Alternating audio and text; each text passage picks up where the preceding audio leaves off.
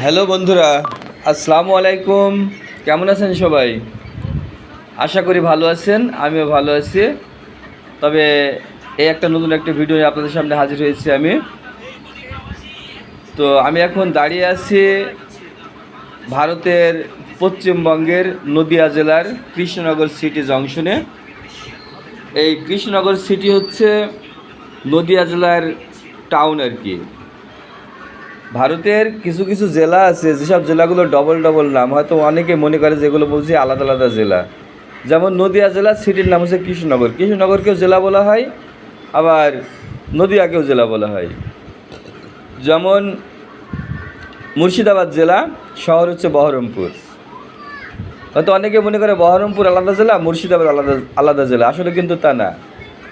কারণ মুর্শিদাবাদ জেলার শহরের নাম হচ্ছে বহরমপুর।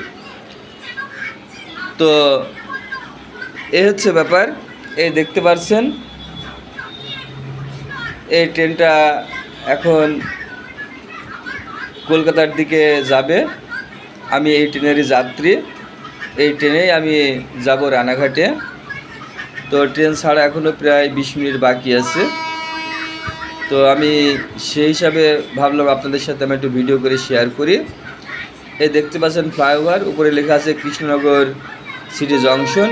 এই যে ট্রেনটি আসছে দেখছেন, এইটা যাবে লালগোলা। এই ট্রেনটার নাম হচ্ছে লালগোলা এক্সপ্রেস। লালগোলা, ভগবানগোলা, পলাশী, বহরমপুর, বেলডাঙ্গা হয়ে চলে যাবে বেথুয়া। এক কথায় পলাশী বলতে যেখানে পলাশীর যুদ্ধ হয়েছিল, যেখানে আমাদের নবাব সিরাজউদ্দৌলার বাড়ি, সেটা হচ্ছে পলাশী। আর এটা মোটামুটি রাজশাহী জেলার গোদাগাড়ি থানার আশেপাশে।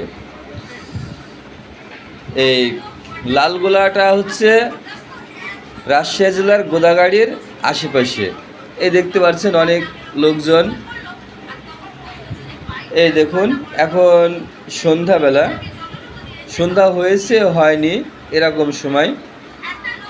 খুব সুন্দর জায়গা। আমি কৃষ্ণনগর সিটির কোনো ভিডিও এর আগে আপনাদেরকে আমি দিইনি, এই প্রথম আমি দিচ্ছি। আমি একটু ঘুরতে এসেছিলাম আজকে কৃষ্ণনগরে। তো দেখেন, খুব সুন্দর জায়গা। এই দেখুন, অনেক বড় ট্রেন। আর এই ট্রেনটা খুবই ভিড় হয়। লালগোলা যেগুলো এক্সপ্রেস আছে সেগুলো অনেক ভিড় হয়।